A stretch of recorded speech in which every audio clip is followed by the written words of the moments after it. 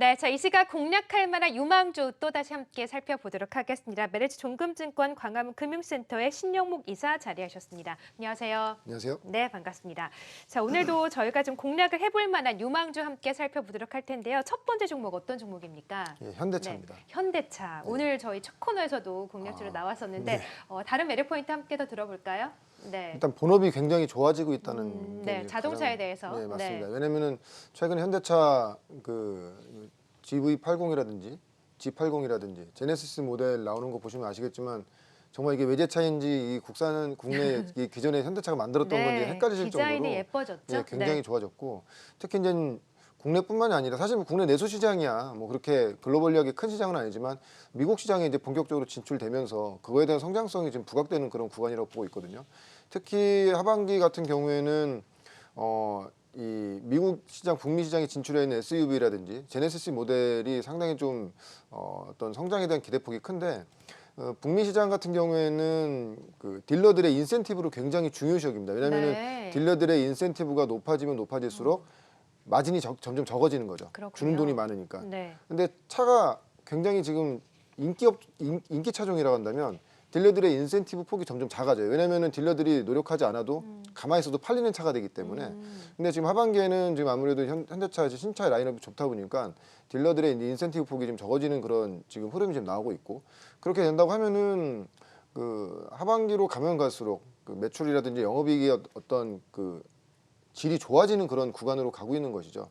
근데 물론 전통 업종으로서 현대차를 본다고 하면 바로 네. 이런 친환경 분위기에서 현대차 너무 이제 매력적이진 않잖아요. 단순히 한 어떤 이런 이슈 때문에 좋아진다고 하면 항상 말씀드리지만 지금 현대차가 지금 연초부터 굉장히 좋은 흐름으로 나왔던 거는 바로 친환경 부분의 어떤 경쟁력이라고 그렇죠. 보시면 될 것 같거든요. 네. 특히 뭐 지금 전기차 부분에서는 최근에 한 6, 7, 8월 달에 어떤 수출 데이터를 본다고 하면 글로벌리하게는 한 거의 테슬라 다음으로 전기차를 좀 많이 판 그런 지금 회사가 되고 있고요. 지금 한 보시면 아시겠지만 올해 한 11만 대 정도, 내년에 네. 한 22만 대 정도. 전기차 판매 전망이요? 예, 네. 거의 2배 정도 보고 있고. 그다음에 수소차 같은 경우에도 최근 니콜라의 힌덴버그 그 리포트를 보면서 저 개인적으로는 네. 그냥 현대차 그냥 딱 떠오르더라고요. 왜냐면은 니콜라 아시겠지만 한때 현대차 시총보다 높은 상태고 차 한 대도 지금 나오지 않는 상태인데 그렇게 된다고 하면은 현대차는 지금 전기차, 수소차 부분, 이 수소차 보시면 아시겠지만 올해 한 12,000대, 내년 2만 대 정도. 물론 너무 미미하죠. 그렇지만 니콜라가 현대차는 지금 상용차가 돌아다니고 있다는 겁니다. 네. 그리고 상용차 대형 트럭도 25년까지 이미 이제 그 계약이 맺어져 있는 상태이기 때문에 상용화가 지금 되고 있는 상태이기 때문에 만약에 본업 자체가 안 좋아지는 상태에서 친환경 부분만을 강조한다고 하면은 굉장히 그 모멘텀을 가져가는 거기 때문에 네. 뭐 이 장이 흔들리기 리스크한 요인이 될 수 있지만 본업 자체가 좋아지면서 친환경 부분을 계속 그 어떤 리레이팅이 가능하다고 한다면 지금 주가 흐름은 향후로 기조적으로 이런 흐름으로 주가 흐름은 너무 좋았잖아요, 최근에. 예, 이제 네. 그러다 한동안 주가가 쉬었다가 다시 한번 리레이팅 되는 그런 구간으로 보고 예. 있습니다. 왜냐하면 이제 본연의 실적이 좋아지고 있기 때문에 그렇기 때문에 장의 변동성에 흔들림이 있겠지만 현대차는 좀 중장기적으로 가져가셔야 되는 그런 대형주가 아닌가 그렇게 보고 그렇군요. 있습니다. 저희가 또 앞 코너에서도 현대차를 또 소개를 해드린 적이 있기 때문에 또 현대차에 대해서 추가 설명을 해줬고 현대차 뭐 좋은 거 다들 알고 계실 텐데 앞 코너에서 일단 20만 원 정도까지 목표가를 제시하셨는데 신윤모 기사님은 좀 어느 정도까지 보세요?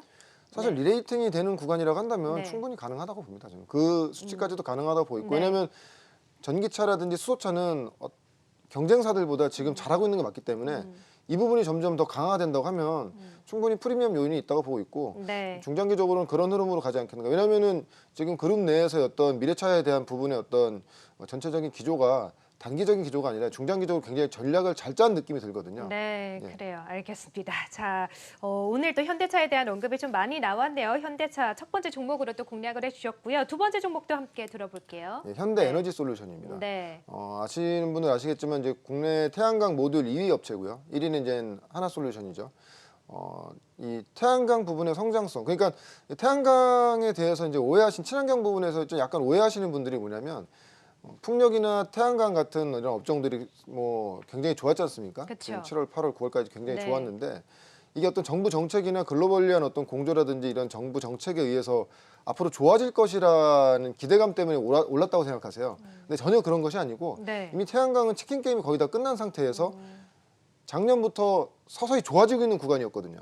근데 올해 이제 코로나19의 사태를 이렇게 맞이하면서 이 시장 자체, 친환경 시장 자체가 좀 더 빠르게 폭넓게 지금 오고 있기 때문에 이 시장이 점점 좋아지는 것이거든요. 기본적으로는 태양광 업체 자체는 지금 좋아지고 있는데 네. 코로나로 인해서 그것이 훨씬 더 빨리 앞당겨진 상태고 뭐 현대에너지솔루션 같은 경우에는 뭐 모듈 부분 같은 경우에 지금 뭐 2분기는 물론 당연히 코로나19 때문에 좀 매출이라든지 이런 것들이 떨어지지만 3분기 다시 정상화되는 그런 과정으로 가고 있고 기조적인 성장이라고 말씀드렸기 때문에 올해는 아무래도 코로나19로 여파가 있지만 내년도에는 어떤 뭐 매출이나 영업이익 기준으로 했을 때 내년도 예상 영업이익을 한 350억에서 400억 정도로 잡고 있는데 지금 시총이 지금 4천억이라고 한다면 사실 10배를 주기에는 이 성장 업종은 너무 이제 싼 상태가 되는 것이죠. 물론 오늘 전반적으로 그 그린 에너지 관련된 좀 대형주라든지 좀 중소형주들 좀 조정받는 그런 와중이기 때문에 이런 구간에서 모아가시면 된다고 보고 있고 네. 뭐 지금 중국 관련돼서 뭐 너무 아직까지도 중국이 공급광이라고 얘기를 하시는데 실질적으로 태양광 투자를 하게 되면 네. 적어도 최소 10년 정도가 어떤 좀 유지가 돼야 되거든요. 근데 아시겠지만 중국 업체의 어떤 이런 모듈이나 셀 같은 경우에는 그렇게 버틸 수 있는 내구성 있는 회사가 많지가 않아요.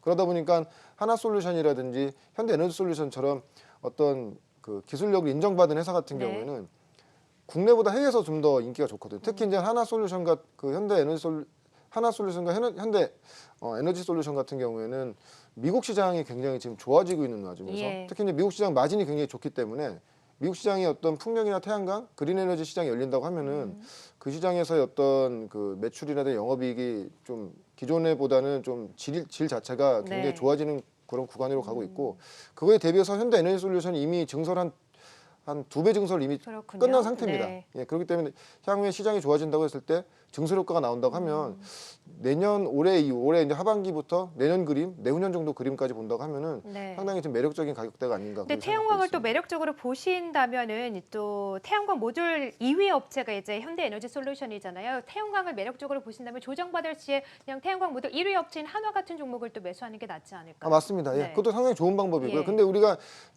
두세 달 정도의 어떤 주가 흐름을 봤을 때 하나 에너지솔루션 같은 경우에는 한 주가가 한 30%에서 40% 정도가 오른 상태고요. 네. 현대에너지솔루션은 그 정도는 오르지 않았죠. 가장 예. 큰 이유가 이제 덜 올라서 그렇게 보시는 그런 거예요? 것도 있고 네. 대주주에 이제 블록딜이 있기 때문에 시장이 그동안에 이 블록딜 건 때문에 계속 주가가 눌려 있는 상태거든요. 그러니까 제가 말씀드리는 거는 지금 하나솔루션도 주가 조정 잘 받고 있기 때문에 하나솔루션도 굉장히 좋고요. 그렇죠. 주도주기 때문에 좋고 네. 현대에너지솔루션도 그동안에 태양광과 풍력업체가 굉장히 흐름이 좋았을 때 그 2위 업체지 않습니까?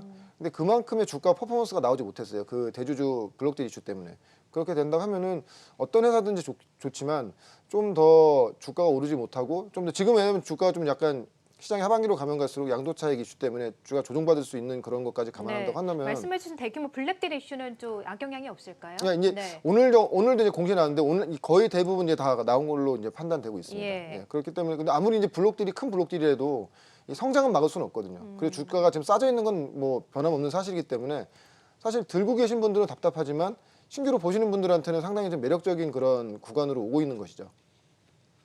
네, 자 그런 의미에서 오늘 현대에너지솔루션을 제시를 하셨습니다. 자 태양광 업종들 오늘은 좀 조정을 받고 있는 모습인데 이럴 때 좀 조정 시 모아가보는 전략이 좋을 것 같다라고 하시면서 현대에너지솔루션 그리고 첫 번째 종목으로는 또 현대차까지 제시를 하셨네요. 자 지금까지 신영목 이사와 함께했습니다. 고맙습니다. 고맙습니다.